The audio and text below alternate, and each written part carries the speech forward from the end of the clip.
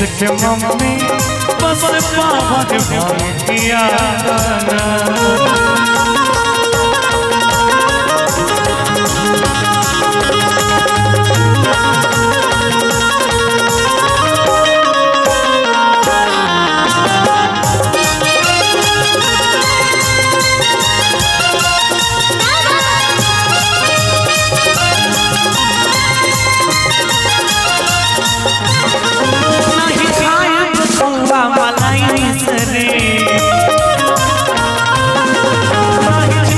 स्वाद बिसरे नहीं खाए खुआ मलाई बिसरे नहीं चितवा से भंगिया के स्वाद बिसरे सुना सुना मतिया हमारे न भाव देवना सुना मतिया हमारे न भाव देवना हमरा सामने से जल्दी हटावा गणेश के मम्मी ये गणेश के मम्मी बस पावरवान किया ये गणेश के मम्मी बस पावरवान किया दादा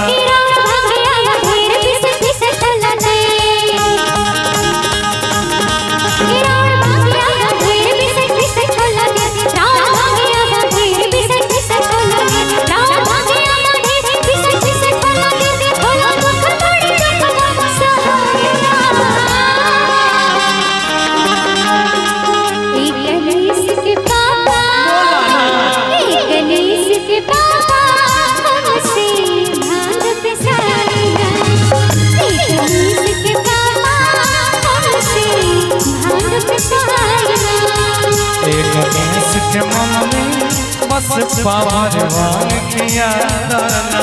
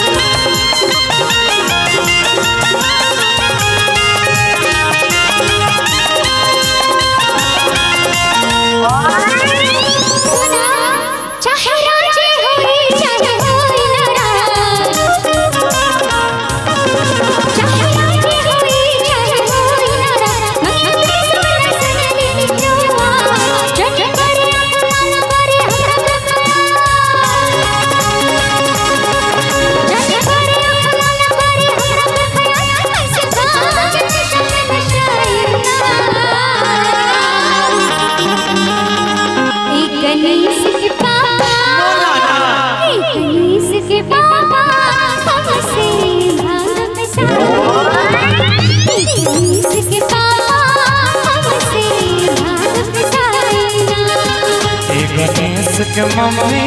बस पावरवान किया दाना गणेश के पापा हमसे भाग सारा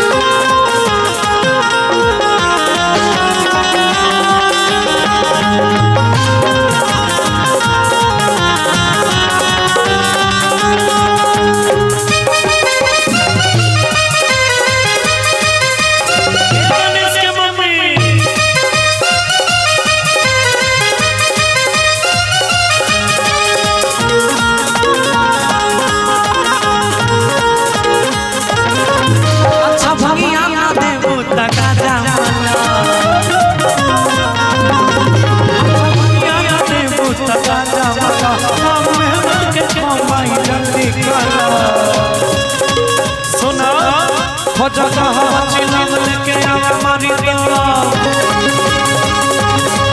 हो जगह चिलम लेके आवा मारी दिया बस चार चिल छोड़ के पिया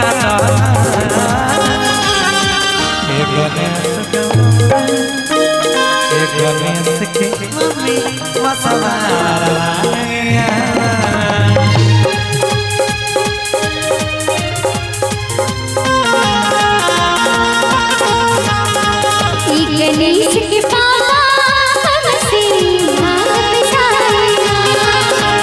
गणेश के ममते बस पावर भाई के आना।